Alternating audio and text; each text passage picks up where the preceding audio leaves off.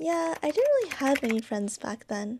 I was always the one sitting alone hoping someone would approach me, but it never really happened. I had this desperate need to just fit in, to belong. But no matter what I did, I always felt like I was on the outside looking in.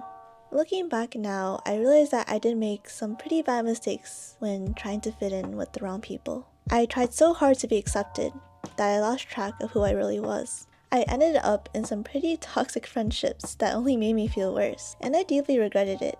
But even through all of that, I really learned some important things about myself, things I wish I had known back then.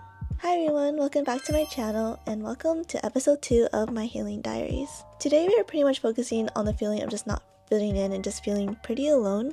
I think for me, I lived in such a very bubble environment. I was really sheltered with traditional values. I was so naive because I was sheltered, and honestly I was just super lost. I felt like that for most of my life. It's this loop of being almost enough, but never truly fitting in. In middle school, I remember just trying to fit in with kind of the popular group, and I wanted to be in there so badly. I thought if I could just act like them, talk like them, then maybe I would feel like I belonged. But it was a mistake. I ended up in a very toxic friend group, just going along with whatever they did, even when I knew it wasn't right. And in high school, I was still that girl. I didn't have a big group of friends. I wasn't the one anyone was reaching out to.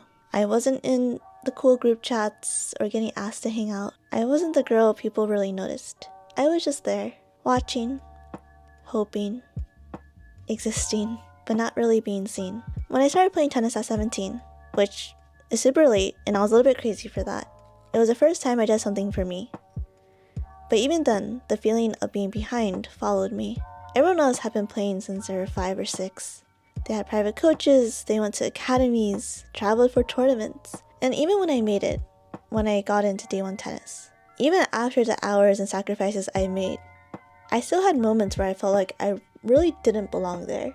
I look around and think everyone's friends. They have this inside connection. They've been in this tennis world before. And I'm just on the edge, just trying to fit in. But the thing is, right, it's not always obvious that you feel like an outcast. It's that quiet, subtle feeling of being in the room, but not in it. It is not because people are being mean or exclusive. It's often just that you feel out of place, even if no one else notices. I remember in college there were just days that I sat alone in the dining hall, scrolling through my phone just to look busy, or just pretend that I'm working on some assignment on my laptop. Or sometimes I would just be in my room and just silence everything out. Sometimes I just replay things in my head or scenarios I could have done better, like the shower thoughts. Did I try too hard or not enough? And sometimes I would find myself in friend groups, but I wasn't really in their friend group. It was just there. There was a silent pressure to act like them, to fit into their mold, and when I started to pull back, I'd just vanish again. To be honest, nobody really checked in or asked why I wasn't there. And that's because I wasn't really part of it to begin with. I think one of the things I really struggled with in college was just being alone. The thing is, I didn't have a roommate, and it wasn't by choice or anything, I just didn't have a roommate. When you're a freshman, and everyone has a roommate, they're gonna be hanging out with their roommate when it comes to going to dining hall or doing activities together, but I didn't have anyone. And I did have friends, but they weren't people I would really consider close. So if I did join them, I wasn't really part of their group anyway. And I think that made me just extremely devastated. How do I not have a close friend? And the scariest part was just doing things alone. Eating alone, playing tennis alone, and just learning to enjoy doing things alone. I think one of the things I have on my bucket list is truly going out alone, experiencing life by myself, And I think I kind of want to do a solo date to the city type of thing because it can be hard.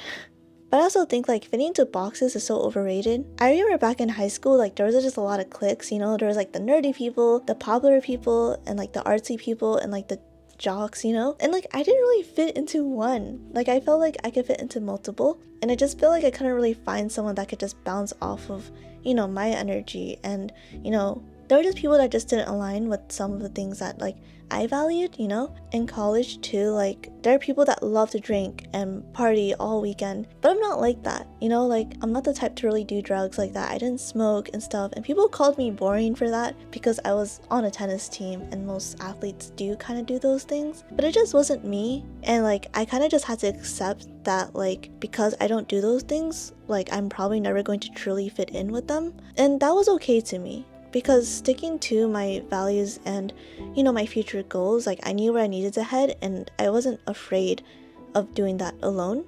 I think when you learn to be by yourself, you have this really great inner strength within you. Like, don't afraid to be alone just because you want people around you that don't align with you. Like, to be fair, like for me, I'd rather be alone than with people that are not great for me, you know? Because your friends will make up for who you are. If my friends are like terrible people, like I will probably turn out like them, and that's not what I want to do to myself. I'd rather be alone and just successful with where I am and just be patient with myself and finding the right people to surround myself with. There is strength in being different and walking your own path even when it feels lonely. Even if you have to sit alone at lunch or train alone on the courts, some people find their place early. They find their crew, their rhythm, their role in the world, and that's beautiful. But for those of us who's always felt like the outsiders, we find belonging in ourselves. We stop waiting for others to create space for us. We build our own table. I'm still learning. There are still moments I wonder if I'm too much or not enough.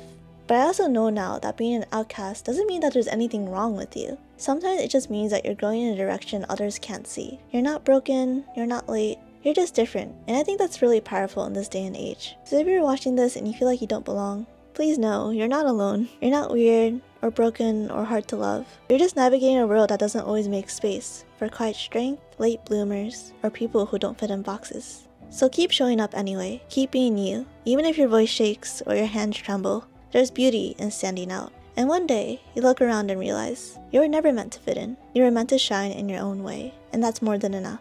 But also, like, you're really not alone. I think ever since I'm doing YouTube, I feel like I've resonated with so many people on here, and I'm so grateful to have met each and every one of you. Yeah, I actually really want to get to know you guys a little bit more, so I'm going to create a Discord server. As always, I love you all, and thank you so much for watching. I hope this video resonated with you. And make sure to subscribe, and see you in the next video. I love you all.